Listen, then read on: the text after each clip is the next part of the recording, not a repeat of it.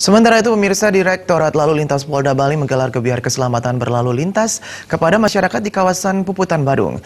Melalui kegiatan tersebut, masyarakat ditekankan untuk selalu menaati 7 item keselamatan dalam berlalu lintas demi menekan angka kecelakaan lalu lintas.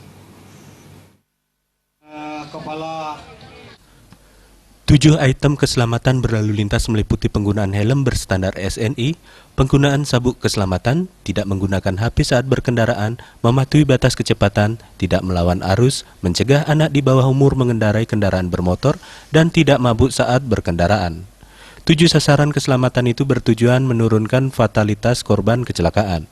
Kasubdit Dikyasa Ditlantas Polda Bali AKBP Nyoman Sukasena mengatakan, operasi keselamatan berlalu lintas 2018 yang berlangsung dari 5 hingga 25 Maret 2018 difokuskan pada tindakan terhadap melawan arus dan menggunakan HP saat berkendaraan.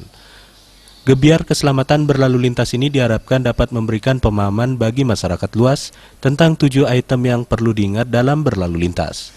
Tujuannya jelas, yaitu menekan laka lantas dan meningkatkan simpati masyarakat terhadap polisi lalu lintas yang mendukung program profesional, modern, dan terpercaya. Untuk meningkatkan kesadaran masyarakat, meningkatkan partisipasi masyarakat, sehingga beliau atau masyarakat menjadi patuh dan taat dan sadar terhadap budaya tertib berlintas.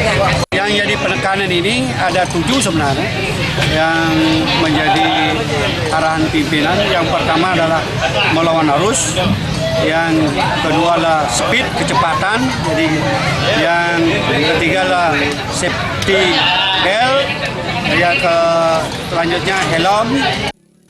Dalam kesempatan ini, gebiar keselamatan berlalu lintas diisi dengan pemberian helm standar SNI, sosialisasi cara berlalu lintas, dan hiburan bonres yang bertopik keselamatan berlalu lintas. Rai Suantara, Bali TV.